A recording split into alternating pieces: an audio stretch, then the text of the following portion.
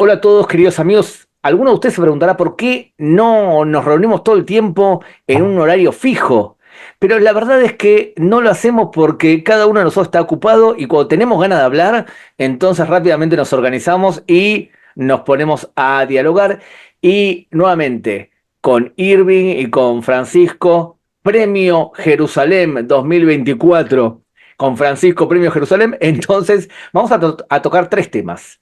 Y me gustaría que empecemos con vuestra opinión clara, y es qué va a ocurrir el 5 de noviembre, quién piensan ustedes que va a triunfar, si se atreven, y de qué forma va a influir la elección de esta persona, especialmente en el Medio Oriente. Si quieren agregar algo que tenga que ver con los países de América Latina, o que les vengan ganas, vamos arriba.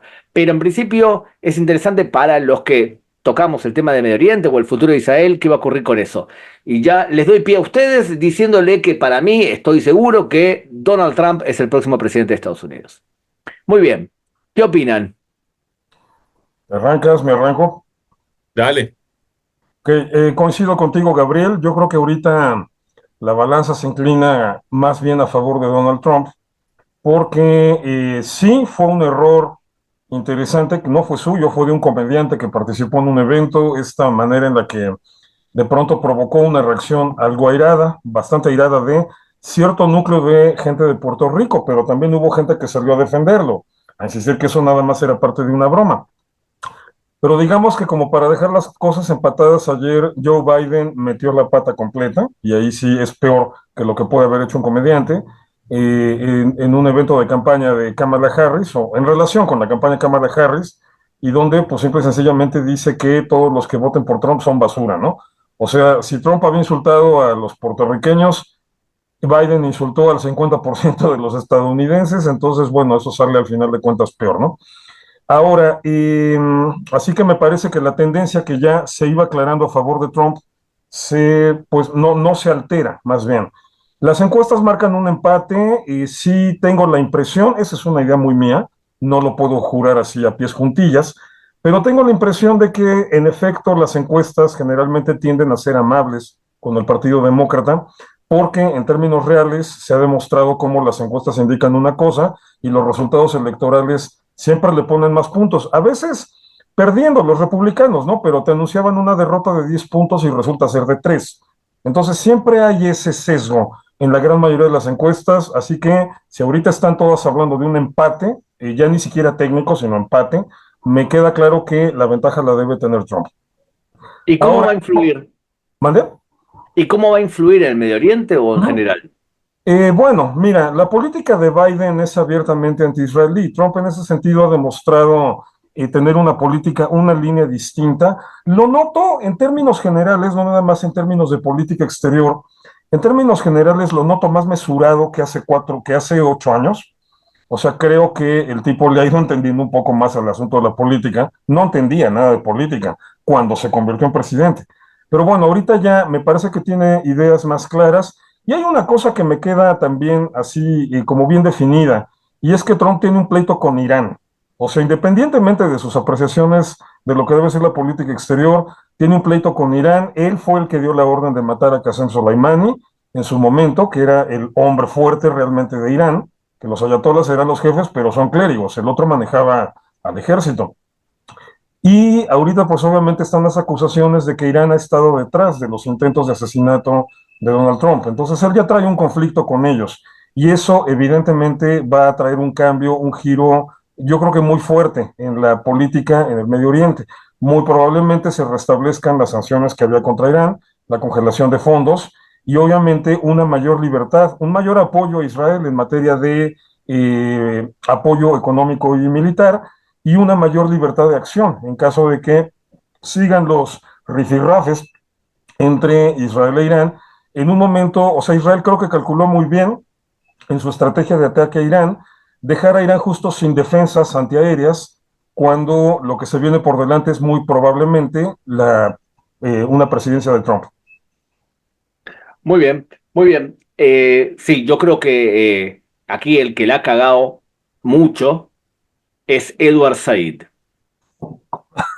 Edward Said ha atontolinado a toda una generación de personas que le han dicho y se han comprado el término este de que había que entender el Medio Oriente de acuerdo a la influencia de las potencias, ¿está bien? Y la colonización. Y es importante porque Edward Said es el gran maestro de Barack Obama, y Barack Obama es quien, de hecho, ideológicamente considera que hay que abrazar a Irán, que hay que meter a Irán en la comunidad internacional reduciendo sanciones. Y creo yo que si Harris accede a la presidencia, es probable que sea una política de Obama, pero con menos neuronas. Sí, Entonces, totalmente. a veces uno dice, bueno, pero va a ser bueno o malo. La última cadencia de Donald Trump hacia Israel ha sido buenísima. No buena, excelente. Entonces, y otra cosa más, y es, en la historia hemos visto dos veces, que Irán reacciona si la amenaza es creíble. ¿Ok? Les voy a dar dos ejemplos rapidito. El primero, ¿se acuerdan del secuestro, la toma de la embajada de Estados Unidos en Teherán? Ujú. ¿Se acuerdan cuando lo liberaron el tema? Cuando Ronald Reagan accede a la presidencia y dice que mi objetivo es Irán, Irán, Irán. Y Irán entendió perfectamente que no le convenía y de pronto, de la nada, libera a la gente. Y la segunda, cuando Estados Unidos atacó a Saddam Hussein. El miedo para los iraníes fue grande a tal punto que, entre otras cosas, accedieron a negociar con Israel por prisioneros que tenían como una muestra de que se habían moderado gracias a la influencia de Irán.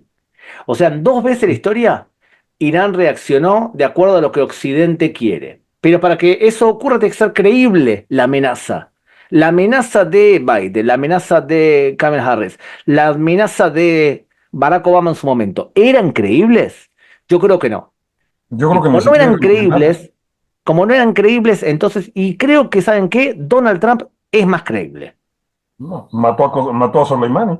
Quizás porque transmite que es más inestable emocionalmente, que yo no creo, pero no importa. Por eso creo yo que es más creíble. Francisco, querido, tu opinión. Bueno, yo pienso que para hacer teoría sobre geopolítica es primero que nada muy importante conocer bien los hechos históricos. Y lo que ustedes están afirmando no sucedió. No es cierto que Irán haya así de la nada, como literalmente dijo Gabriel, soltado a los rehenes de la embajada. Lo que sucedió fue que el gobierno de Estados Unidos pagó 8.000 millones de dólares por los rehenes de la embajada. Ese dinero lo empezó a usar Ayatollah Khomeini inmediatamente, nada más tomó posesión Ronald Reagan para comprar miles de millones de dólares en armas que Ronald Reagan en secreto a través de la CIA le enviaba al Ayatollah Khomeini. Ese, cuando se supo, se convirtió en el escándalo Irán-Contra. Entonces, no es cierto que no es cierto que Ronald Reagan amenazó muy efectivamente a los iraníes y entonces los iraníes se asustaron y soltaron a los rehenes. Lo que la evidencia sugiere es que había un arreglo desde antes entre los jefes gringos y los jefes iraníes para montar un teatro de enemistad y producir una situación que a ojos del público pareciera razonable para que le pudieran dar 8.000 millones de dólares a los iraníes, con los cuales después comprar armas estadounidenses. Entonces, el modelo que yo defiendo es que hay una alianza entre los jefes gringos y los jefes iraníes y todo lo demás es un show. Ese modelo empata muy bien con los berrinches que ha hecho esta administración gringa cada vez que Israel avanza contra sus enemigos y con los esfuerzos en particular que han hecho por proteger a Irán y por enviarle dinero a Irán, etcétera. Y les recuerdo que Ronald Reagan no era un presidente demócrata, para que tampoco queramos reducir el análisis a los demócratas son pro-iraníes y anti-israelíes, mientras que los republicanos supuestamente son pro-israelíes y anti-iraníes. Y una vez que se absorbe este contexto, las hipótesis que hagamos sobre Trump deben ser matizadas porque, en primer lugar, Donald Trump es un actor de reality TV y por lo tanto lo que él manifiesta como sus posiciones en público no son necesariamente sus posiciones. Reagan también era un actor y la primera gestión de Donald Trump no es consistente con un apoyo a Israel. Lo que hizo Donald Trump en su primera gestión fue que su primer viaje oficial fue a Arabia Saudita para darle no sé cuántos miles de millones de dólares en armamento a Arabia Saudita, que por cierto es el país que más armamento recibe de Estados Unidos en todo el mundo y que ha sido uno de los principales financieros del terrorismo yihadista contra Israel. Donald Trump tampoco informó, y lo que no hizo Donald Trump, que podría hacer en un segundo, lo puede hacer ahorita, lo puede hacer hoy, y no lo ha hecho, es informar al mundo entero, porque lo puede hacer en un segundo, todo mundo lo escucharía, que OLP Fatah salió de la solución final y que OLP Fatah es la creadora de Irán. Si Donald Trump informara al planeta entero sobre estos dos hechos históricos, toda la arquitectura de la geopolítica anti-israelí se desmoronaría en un instante. Tuvo 4 años para hacerlo desde su púlpito presidencial y nunca informó sobre esto. Al día de hoy no ha informado sobre esto. ¿Por qué? Entonces, es posible que Donald Trump simplemente sea ignorante, eso sí es posible, pero es muy difícil entender que la gente que apoya a Israel no le ha llegado, no le ha hecho llegar esta información que es pública y que muchos expertos conocemos. Entonces yo creo que debemos de considerar, por lo menos poner sobre la mesa la hipótesis de que Donald Trump es parte del show y que no es como aparenta ser una voz rebelde que está desmantelando el deep state, ¿no? Una hipótesis que a mí me gusta y que debe de ser puesta sobre la mesa es que esto es parte del show, que Donald Trump fue producido como un personaje para chupar una oposición que se iba a crear de cualquier manera en Estados Unidos. Toda esa gente que odia las políticas del Partido Demócrata y de Biden y de Harris necesitan estar en un lugar donde los controladores del sistema los sigan controlando. Entonces, la hipótesis que yo defiendo es que Donald Trump fue producido precisamente para jalar a toda esa gente a un lugar donde todavía los pueden controlar. Ahora, la arruga en esta hipótesis es que eh, el equipo de Donald Trump se ve muy bueno.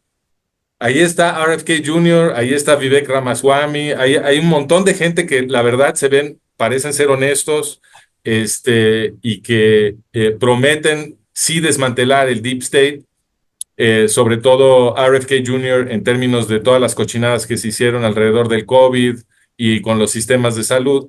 Entonces, pudiera ser que ese equipo sí empuja a Donald Trump a hacer algunas cosas que van a ser positivas, pero si Donald Trump él mismo es parte del sistema, entonces no creo que veamos políticas que realmente protegen al Estado de Israel, a menos que se genere una comprensión pública de lo que ha venido pasando tan grande, tan extendida, que la gramática del momento ya no le permite a la CIA continuar con el programa de la destrucción del Estado judío. Una cosa importante, a ver, primero que tenemos que revisar, porque lo que has dicho en la primera parte es que fue liberado los americanos de la embajada de Teherán en el marco de los contras, de la venta de armas y de eso, que eso es No, eso algo, es falso. Eso es falso. no es lo que acabas de decir. No, eso no fue lo que yo dije. No, la etiqueta Irán contra es una creación de los medios para distraer a la gente sobre lo que estaba pasando. La única liga que existe entre el financiamiento a los contras nicaragüenses y armar a Irán hasta los dientes, la única liga que existe entre esas dos operaciones es que una pequeña cantidad de dinero que se ingresó con las ventas secretas de armas a Irán fue luego transferida a los contras. Fuera de eso no hay ninguna Bueno, relación pero entre las dos operaciones. lo que dijiste fue algo específico, que son 8.000 millones de dólares, la liberación de la embajada en el marco de un show aparente y que Ronald Reagan no amedrentaba a Irán. Y ese es un punto que prefiero no tocarlo Y sí, si querés dejarlo para más adelante o para otro capítulo, porque me quiero centrar en el segundo que sí lo considero más grave. Mira, si tú consideras que Donald Trump no fue un presidente pro-israelí, porque viajó primero a Arabia Saudita, o Lo bien salvó hasta porque, los dientes. y es verdad, pero porque Arabia Saudita tiene un proceso interno que necesita armarse, porque entre otras cosas también está muy retrasado su capacidad militar y además el rey no representa a su familia. La familia Saud son alrededor de 45.000 personas que cada uno cuida su ranchito y no hay una mentalidad nacional.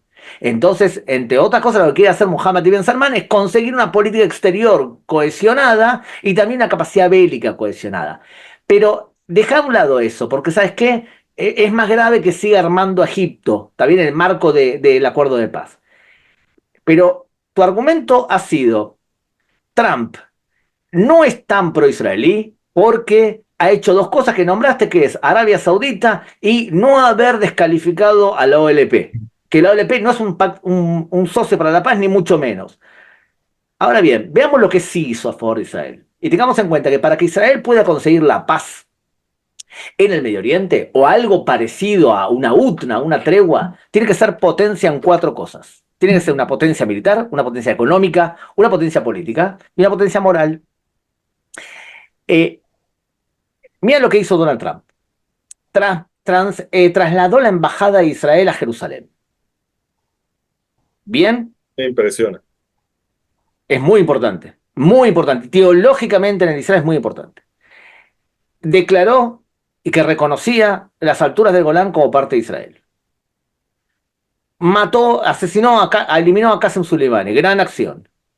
Propuso una solución para Cisjordania en donde reconocía que Israel podía anexarse parte del territorio C, que es un enorme paso. Tengan en cuenta que en los acuerdos de paz de Israel, Ehud Olmert le ofreció a Mahmoud Abbas una locura, que era que Israel se anexe el 6% de Cisjordania y hacer un swap, intercambio de territorios.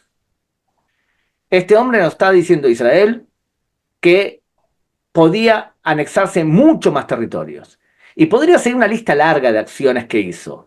O sea que yo lo que no quiero es caer en el síndrome de esta época, que es el siguiente.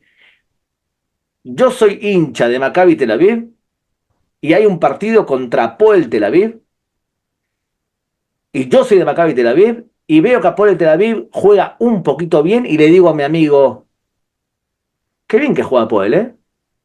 Y ya por decir algo que suena no fiel a la causa, ya soy un traidor a la causa.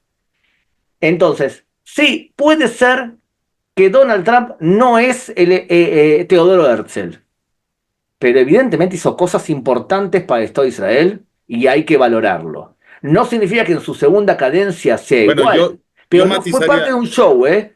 Lo que hizo, transmitió a los países del Medio Oriente que Donald Trump defiende a su aliado. Y eso en el Medio Oriente ayuda a acercar a los países del Medio Oriente a Israel. Mucho, mucho. Tengan en cuenta, Medio Oriente está viviendo una época en donde las potencias se retiran y los países locales tienen que hacer alianzas para poder sobrevivir. Y una de las alianzas es ese acercamiento sunita, no radical, no moderado, no radical con el Estado de Israel. Entonces yo creo que en ese sentido Donald Trump ha hecho un aporte importante. No lo quiero desmerecer. bueno, yo lo que contestaría a todo eso es que cuando tú quieres armar un show, es decir, cuando quieres confundir al público general y hacerlos creer que la realidad es algo distinto a lo que realmente es, tienes que pagar un precio. Tú no puedes convencer a la gente sin hacer nada. Necesitas, como mínimo, algunas acciones simbólicas. Por ejemplo, trasladar la embajada a Jerusalén. Entonces, si tú quieres convencer a la gente de que Trump es pro-israelí, algo tienes que hacer. Trasladar la embajada es algo que no tiene ninguna consecuencia, pero que, como tú bien dijiste, es muy emocionante para los israelíes y por lo tanto contribuye a generar esa impresión de un Trump pro-israelí. Lo que realmente importa son las cosas que cuestan miles de millones de dólares y que tienen un impacto material sobre la seguridad del Estado judío. Arabia Saudita es un enemigo un enemigo mortal de Israel. Y Donald Trump, como su primer acto oficial de gobierno, viajó a Arabia Saudita a darles adicionales miles de millones de dólares en armamento. ¿Qué es lo que no hizo Donald Trump? Donald Trump no rompió relaciones con Qatar. Qatar es el principal financiero a nivel internacional del yihadismo anti-israelí. Trump no rompió relaciones con Qatar, ahí siguió la base militar más importante de Estados Unidos en Oriente Medio, en Qatar. No hizo absolutamente nada para limitar a los qataríes. Pero Francisco, ¿te das cuenta que tu argumento pasa por el hecho de que como no hizo cosas determinadas, ya piensas que es parte de un show? Ese es el argumento que estás Repito, diciendo, ¿eh? repito, no, es que esto No, es espérame, a ver. cuando una acción no cuesta nada y terminaría con el yihadismo internacional, es realmente asombroso que no lo haya hecho. Pero No, si pasa en la embajada, Informar sobre los orígenes nazis de OLP Fatah no, y no, no, sobre el no, no, no, papel no. crucial, no, No, déjenme terminar, y a informar sobre el papel crucial de OLP Fatah en la creación de Irán, habría acabado con el yihadismo internacional con un plumazo. no. Irving, querido, A ver, Francisco, te explico dónde está la siguiente arruga de todo lo que estás planteando. Una, la teoría del show es muy cómoda, es muy fácil, porque todo lo que le refuerce, eso se llama sesgo de confirmación, es demostración, y todo lo que no le refuerce es parte de un show. Es una línea de argumentación endeble, por eso, porque resume todo a una interpretación demasiado simplista. Todo lo que no cuadre con mi punto de vista es parte de una conspiración, es parte de un complot, es parte de un show. Ahora, ¿por qué? Vamos con los puntos concretos que das. Uno, ¿por qué Trump no dijo la verdad sobre la OLP al Fatah? Bueno, tal vez simple y sencillamente porque tiene otra perspectiva del asunto. O sea, Tú tú lo no definiste sientes como, obligación de espérame, explicar. déjame acabar, ahora voy yo. Tú lo definiste como tal vez es ignorancia, es una opción. Tal vez nada más es otro punto de vista, es otra opción. O sea, no todos en el mundo tienen exactamente los mismos puntos de vista que tú. Entonces, bueno, ahí intentarnos meter en la cabeza de otra persona, máxime de alguien en el De nivel de Trump, acuerdo. no se puede. Otra. Por ejemplo, con lo de Qatar, hay que entender una cosa, Estados Unidos tiene intereses propios y no todo en Estados Unidos gira alrededor de Israel. O sea, la forma en la que lo estás planteando tiende a sugerir que pareciera que Israel siempre está en el centro de todo lo que se decide en la política exterior estadounidense, y no es cierto. Estados Unidos tiene una megabase en Qatar, entonces, pues créeme que justo por comodidad económica, por todo el dinero que implicaría moverla, no le interesa llegar a ese nivel con Qatar mientras Qatar sea controlable. Tercero, lo de Arabia Saudita, ahí me parece que el punto débil en lo que estás planteando es que te estás expresando como si exactamente las mismas ideas que eran vigentes en los años 70 fueran vigentes ahorita, medio siglo después. Y el mundo ha cambiado muchísimo en ese lapso. O Esa sea, es una precisamente hipótesis. una de las cuestiones más importantes de la política exterior de Barack Obama y de su empoderamiento de Irán fue que uno de los países que salían más afectados por ese empoderamiento era Arabia Saudita. No nada más Arabia Saudita, todas las monarquías sunitas. Desde hace como 8 años, en mis artículos en Enlace Judío, empecé, justo cuando estaba todavía Barack Obama, empecé a prever que esa política iba a provocar un acercamiento entre Israel y Arabia Saudita y que no se sorprendieran si en un momento dado empezáramos a ver negociaciones ya no oficiales, clandestinas, pero orientadas hacia tratados en donde se hiciera ya un reconocimiento de relaciones diplomáticas entre el mundo sunita e Israel, y ocurrió. Ahora bien, si quieres, si vamos a volver a este punto de hay que ver las acciones, entonces toma en cuenta, por ejemplo, que cuando Irán lanzó su primer ataque contra Israel en abril, Irán le pasó toda la información del ataque a Arabia Saudita y a los Emiratos Árabes Unidos para que estuvieran conscientes de qué se trataba y no se sintieran en riesgo. Y lo primero que hicieron esos dos países fueron transmitirle toda la información a Israel para que pudiera prepararse para defenderse. Entonces estamos hablando de acciones objetivas en donde se ve que Arabia Saudita ha tenido que cambiar su postura, una porque el mundo ha cambiado por completo, y estamos hablando de una situación completamente distinta a la que imperaba en la Guerra Fría. O sea, aquí el error es no tomar en cuenta lo que implicaba la geopolítica de la Guerra Fría y lo que implica ahorita, es completamente distinto. Entonces, lo que pasa con Reagan y con los iraníes en su momento tiene que entenderse en ese contexto. Estamos hablando de un momento en que Irán está metido en la guerra contra Irak. e Irak es parte del eje de influencia soviética en la zona. O sea, perdón, ese factor sí, perdón, pero cuenta y cuenta mucho, y me parece que cuenta más porque el conflicto Estados Unidos-Unión Soviética en ese momento era mucho más importante que cualquier conflicto de Israel. Entonces, aquí el punto está en que eh, es el empoderamiento de Irán el que obliga a Arabia Saudita a buscar otro tipo de alternativas. Y el acercamiento en ese sentido, el acercamiento con Israel ha sido uno de los grandísimos avances diplomáticos porque los errores, o sea, la catastrófica política exterior de Barack Obama, como bien decía Gabriel hace un momento, siguiendo demasiado las líneas de Edward Said, que a su vez sigue las equivocadas expectativas de Foucault respecto a los ayatolas, te ponen en una situación muy simple, sobre todo cuando tienes como vecino Arabia Saudita con Irán, cuando tienes como vecino a los iraníes que han emprendido el proyecto militarista, imperialista y colonialista más agresivo desde 1979. Entonces aquí aplican dos reglas bien simples, bien elementales. Una, en política no hay amigos ni enemigos, hay intereses. Y dos, el enemigo de mi enemigo es mi amigo.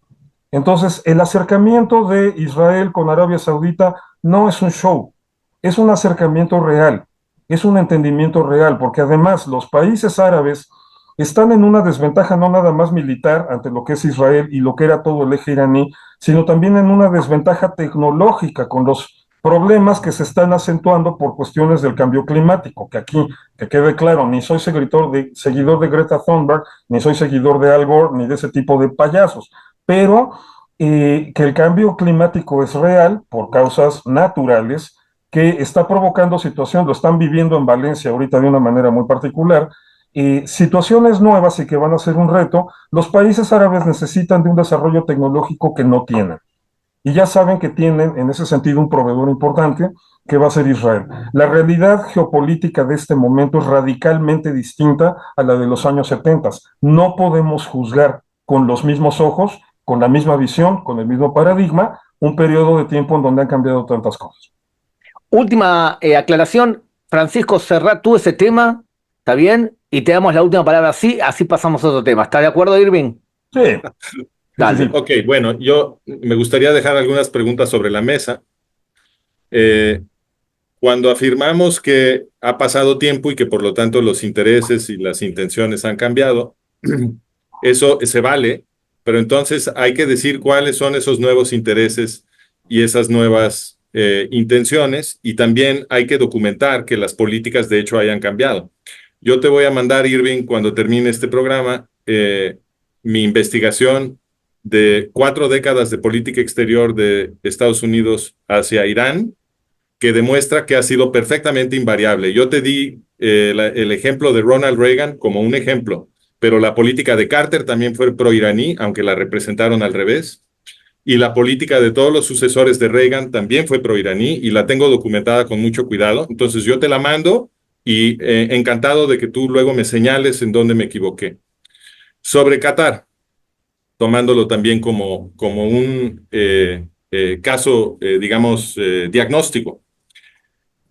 Qatar es una pequeñísima península. Invito a toda la gente que nos escucha a que vean lo que es Qatar en el mapa. Es una pequeñísima península que es imposible de defender. Es totalmente plana, no es más que arena. Y cualquiera de los vecinos grandes de Qatar puede apoderarse de Qatar en un segundo. Lo único que defiende a Qatar de ser tragado por Arabia Saudita o por Irán o por quien sea, es esa base militar gringa que tienen en Qatar. Lo cual quiere decir, y además Qatar es muy suculento, tiene las reservas de gas más grandes del mundo. Entonces, todos estos países que rodean a Qatar, que ninguno está gobernado por gente ética, se apoderaría de Qatar en un segundo si pudieran. La única razón que no pueden es que están estacionados ahí los gringos. Entonces, la pregunta es, ¿por qué durante todo el tiempo que la supervivencia de Qatar ha dependido de los gringos no han presionado a Qatar para que cambie su política exterior pro-yihadista anti-israelí? porque sería lo más fácil del mundo. Estados Unidos puede controlar la política exterior de Qatar, porque Qatar no puede existir sin los gringos. Entonces, el hecho de que ni Trump ni nadie haya cambiado la política pro-yihadista de Qatar es, en mi opinión, un dato diagnóstico que grita a 20 decibeles o los decibeles que sean muchos, no sé cuántos son muchos, que la política de los jefes gringos es la destrucción de Israel. A ver, eh, Francisco, hay dos países que son muy problemáticos en el eje sunita. Y estoy de acuerdo con un ex profesor mío, que falleció para mí, una de las cabezas más brillantes en el tema de Medio Oriente, Bernard Lewis. Estábamos en una clase en la Universidad Hebrea de Jerusalén hace unos 30 años, y Bernard Lewis dijo, prepárense, porque dentro de unos años Irán va a ser Turquía, y Turquía va a ser Irán. Irán va a ser Turquía, y Turquía va a ser Irán. Pero es que esto no tiene nada que ver con lo que acabo de decir. ¿Por qué me Sí. cambian el tema todo el tiempo? ¿Por qué? No ¿Por hablamos qué? de Qatar. No, no he cambiado el tema. Refuten el No, argumento sobre Qatar, no me cambien el tema. A Perdón, sí ver, tiene que ver. porque tiene que ver, porque Estados Unidos también, imagínense, domina prácticamente la OTAN. ¿Y por qué si Turquía es igual de agresivo que Qatar? Eso ¿Por qué encaja Estados perfecto con mi Unidos modelo. entonces no hace una cantidad de cosas? ¿O por qué, por ejemplo, Estados Unidos permite que en este momento Erdogan masacre a los kurdos en la parte norte de Siria? Ahora, hay un límite de lo que puede hacer un gobierno a menos que quiera ser el sheriff del mundo. ¿Por qué No es no que hablamos de Qatar? En Qatar está fácil. La Te lo explico. política exterior de Qatar la Espérame. podrían no, controlar no los es tan gringos. fácil. Si yo te digo, por Francisco, te lo ejemplo, que explico. si yo te digo, entre otras cosas, que capitales inversores cataríes tienen mucha fuerza, por ejemplo, en Nueva York, no es un tema menor. O sea, tú tienes que decidir si quieres ser el sheriff del mundo o no quieres ser el sheriff del mundo. No porque no estén derrocando a Qatar. Fíjense, un país que quiso derrocar a Qatar y que amenazó con invadirlo fue Arabia Saudita. Les organizaron un boicot terrible. ¿Cómo zafaron de ese boicot? Bueno, zafaron por dos caminos. Uno, se valieron de Irán, y dos, se valieron de Omán. Omán, Me estás haciendo el argumento. Qatar está aliado con Irán y está aliado con Estados Unidos al mismo tiempo. Ese No, es mi espérame. argumento. No. Ese es mi Y eso- argumento. A ver, eso no espérame. significa que Estados Unidos tenga una postura No, como a la que ver, acaba de describir. a ver, perdón, déjame, Gabriel, Entonces, déjame. ¿qué evidencia No, sería no, a ver, suficiente? Francisco, Si Estados espérame. Unidos está aliado con Qatar y está Francisco, aliado a con ver, Irán, escucha. si Estados Unidos no Escucha. cambia la política de Qatar, lo podría hacer simplemente diciendo nos llevamos la base militar y ahí te las arreglas. Y en ese momento Qatar tendría que espérame, cambiar a su ver, política. Francisco, toma en cuenta esto. Qatar es el principal aliado de Irán en el mundo sunita. Todo el eje que construyó Irán estaba basado en el factor disuasivo de Hezbollah y en los problemas que puede ocasionar tanto en el Mar ¿Disuasivo Rojo para como en el quién? Golfo Pérsico. Espérate. O sea, cualquier intento de Occidente por haber alterado la estructura de ese eje, y eso habría incluido derrocar o invadir a Qatar, Irán inmediatamente habría dado la orden, y lo dijo 20,000 veces de manera explícita, para que Hezbollah disparara los miles y miles de cohetes sobre Israel y para que se atacara a toda la navegación comercial. Por favor, ya vimos que Hezbollah, Hamas, Irán, todos juntos no pueden contra Israel. No, pero Parece que los últimos meses no sucedieron. Francisco, ahí sí te equivocas completamente, porque no pueden contra Israel después de este año que Israel los puso en fila y los reventó. Pero hace medio año, hace 6 meses, Hezbollah sí habría podido disparar miles de cohetes contra Israel. Eso que tú estás mencionando es una realidad que existe ahorita. Ahorita cambiaron las reglas del juego completamente por el éxito de la estrategia militar israelí. Eso no sucedía hace un año. Eso Miren, no yo sucedía no hace estoy 5 años. acostumbrado a debatir Espérame. así. Eso no sucedía hace 10 años. Entonces, otra vez estás cometiendo el error de juzgar con los ojos de este momento todo lo que ha sido un proceso histórico con muchísimos cambios. Ahorita es cuando, no te digo Qatar, Irán es el que está deshecho de miedo porque se ha perdido ese factor deterrente. porque ya no existe ese elemento disuasivo. Y ahorita cualquiera literalmente puede bombardear a Irán, hasta Azerbaiyán lo podría hacer. No viene Ahorita al el caso problema de para mi Irán, argumento. espérame, ahorita el chantaje de Irán se limita a los destrozos, a los estropicios que pueda provocar en el Golfo Pérsico y en el Mar Rojo, pero eso también es cuestión de tiempo para que quede controlado. Eso fue lo que hizo que Qatar se pudiera defender. Entonces, es un problema más complejo, más elaborado, más No se sofisticado. resuelve hablando de complejidades en abstracto. No, La tampoco se pregunta que hay que resuelve contestar pensando en es un por show. qué Estados Unidos, Tampoco se que resuelve puede hablando de un show. casi sin esfuerzo, cambiar la No, es política que exterior de ese es el Qatar. problema de tu punto de vista, el casi sin esfuerzo. La política internacional no es así. En la Esa política es una internacional abstracción. Yo no estoy hablando de existen cosas cosas casi sin específicas. esfuerzo. Tú estás invocando abstracciones, yo estoy No hablando de estás cosas invocando un show. específicas. Qatar no puede ser defendido más que con la base militar gringa. Por lo No tanto, iban el punto no era defender a Qatar, el problema es tú tocas a Qatar, yo lanzo 100,000 cohetes contra Israel. pero es que no tienen que tocar a Qatar, no me estás escuchando. Lo único que tiene que hacer Estados Unidos es decir, me llevo mi base militar y con Ok, esa amenaza eso, podrían controlar la política exterior de Qatar. Espera, una tú pregunta. intentas controlar la política exterior de Qatar y yo lanzo 100,000 bombas No, contra no es Israel. cierto, no es Ay, Una no cierto. es pregunta. cierto, no, claro. Una Los pregunta. ayatolas lo dijeron textualmente montones de Mira, veces. vamos a, Que lo Espérame, digan no espérame, quiere lo que que sea voy a hacer cualquier algo cierto. evento constructivo. se iba a Voy a traducir hacer algo en eso constructivo. y ahora Estamos de resulta que acuerdo. tú dices que no es cierto. Voy a hacer algo constructivo. Estamos de acuerdo que Irán es un peligro para toda la región y es el ente inestabilizador más importante del Medio Oriente. Estamos de acuerdo que también los hutíes están dañando de alguna manera el tráfico comercial. ¿Bien? Ujú. Estamos de acuerdo también que Turquía es un problemón y va a ser un problema peor todavía. Estamos de acuerdo que Egipto se viene armando desde el año 79 ¿Quién los a, armó? ¿Quién claro, los armó? a razón ¿Quién los de armó? está bien, un acuerdo de paz específico, ¿está bien? Ahora ¿Quién bien, los armó? Los está bien, armaron pero los gringos. tenemos además, escuchen que sigo, ¿eh? Tenemos además la influencia rusa que no es positiva, la influencia de Corea del Norte que no es positiva, y tenemos también dos países por lo menos, que es Siria y el Líbano, que son hoy en día narcoestados. O sea que hagamos lo siguiente, tenemos una serie de problemas serios. Tú como Donald Trump tienes que decidir a quién atacas o con quién te metes primero. Por eso digo que hagamos una reflexión más constructiva. Por lo tanto, ¿tú piensas, Francisco, que de todos los problemas que hay en el Medio Oriente, piensas que la prioridad debería ser Qatar? Sí, No, sí, porque el financiamiento para el yihadismo internacional viene de Qatar. no, la prioridad es Irán.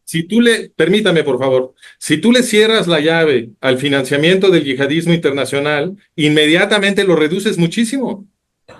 Yo Y digo no que la le prioridad cuesta es Irán. nada a Trump cerrar esa llave, es muy Yo fácil. digo que la prioridad es Irán. Si revientas a Irán, Qatar, Siria, Líbano, Hezbollah, lo que quede de Hamas, de Yihad Islámica, hutíes, se van después. Bueno, tampoco atacó a Irán. Muy bien, señores, Mató a Qasem Soleimani. señores, si usted está viendo este programa, lo que va a pasar ahora es que vamos a parar ahora y porque lo que vamos a hacer va a ser dividirlo en dos. Si no, usted que está cocinando o que está haciendo algo en su casa, doblando la ropa, planchando, puede ser que se aburra. Entonces, vamos a pasar a la parte 2. Nos vemos dentro de 3 segundos.